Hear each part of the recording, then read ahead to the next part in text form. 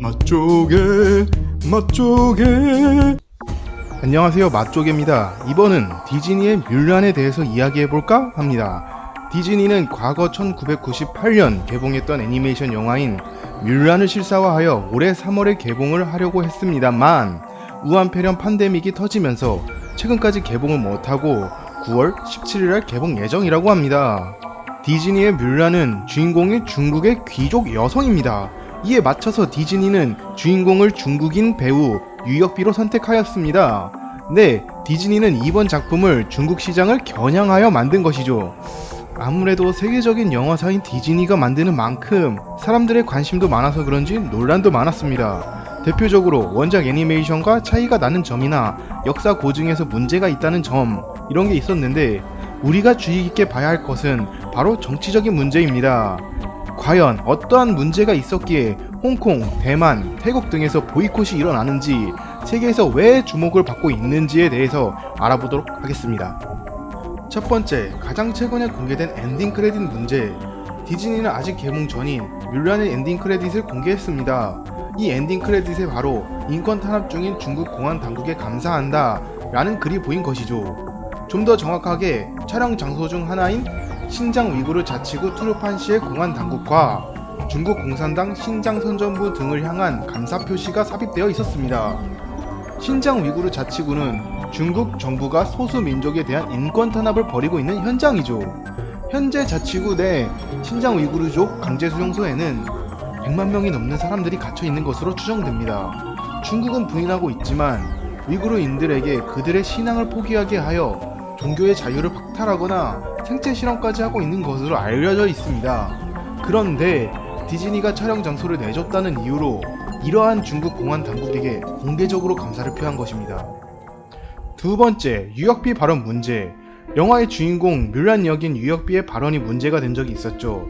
19년 8월에 유혁비는 SNS에 글을 게시합니다. 나는 홍콩 경찰을 지지한다. 홍콩이 수치스럽다. 라는 내용의 글이었습니다. 그냥 읽는 건데 저도 기분이 좀 나쁘네요.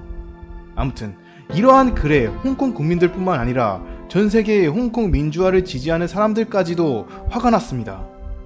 특히나 홍콩 경찰들은 아무것도 안 한 젊은 여성을 체포하기도 했는데 홍콩 경찰을 지지하는 여성이 어떻게 뮬란의 주인공이냐 라면서 분노하고 있던 것입니다. 이러한 상황에서 유혁비와 다르게 주목되고 있던 인물이 있었습니다. 원래 뮬란은 아픈 아버지를 대신하여 남장을 하여 군대를 가서 조국을 위해 싸웠던 캐릭터입니다. 조국을 지키기 위해 외세와 싸웠던 뮬란, 이러한 뮬란 주인공 역인 유혁비와 대비되는 사람이 바로 홍콩에 있었던 겁니다. 바로 홍콩 민주화의 여신이라 불리는 아그네스 차오입니다. 올해 24세인 아그네스 차오는 청년 활동가인 조슈아 웡과 함께 홍콩 민주화를 이끄는 대표적인 인물입니다. 따라서 중국이 만든 악법, 홍콩 보안법의 선동 및 분열 혐의로 체포까지 되었다 석방되었던 여성인데요. 이때 홍콩 민주화를 지지하는 전 세계인 사이에서 아그네스 차오가 체포되었을 때에는 아그네스 차오를 풀어줘라라는 의미의 프리 아그네스라는 해시태그로 유명했습니다. 이 아그네스 차오야말로 유혁비보다는 뮬란에 더 어울리다는 목소리가 커지고 있습니다. 세 번째, 국제관계 속 디즈니와 중국. 이렇게 영화 뮬란은 소수민족 탄압을 하고 있는 중국과 디즈니가 손잡은 것 아니냐라는 정치적 논란을 품고 있었습니다.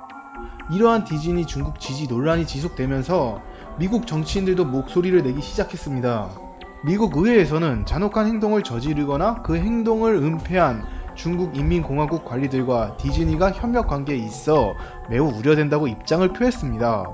그리고 미국 의회는 디즈니의 뮬란이 중국 정부의 위구르족 탄압 의혹을 정당화했다 라면서 이를 해명하라는 서한을 보내기도 했습니다. 그리고 웃긴 건 중국이 이렇게 논란이 확산되니까 디즈니를 버리는 모습을 보여줍니다. 논란이 계속 확산되자 중국 당국은 뮬란 보도 금지령을 내린 상태다. 이러한 모습을 보면 중국은 친중을 하는 자더라도 자신들에게 필요가 없는 자라면 쉽게 버린다는 것을 보여준 것입니다. 즉, 현재 친중을 하는 사람들도 필요가 없어진다면 중국은 버릴 것입니다. 그러니 미국은 본인들의 국익을 위한 행동을 하더라도 어느 정도의 도덕적 수위를 지키는 반면 중국은 본인들의 이익을 위해서라면 타국의 역사, 민족성, 입장은 고려하지 않고 달면 먹고 쓰면 뒤도 돌아보지 않고 뱉어버리는 토사구팽의 민족성을 가지고 있습니다. 아시겠죠? 다시 한번 말씀드리지만 반중은 선택이 아닌 생존입니다. 여러분은 반중을 하시길 바라겠습니다. 네 번째, 뮬란과 몽골. 뮬란 속의 몽골 혐오. 뮬란은 과거 중국의 설화 혹은 고대 소설 목란사를 모티브로 만들어진 영화입니다.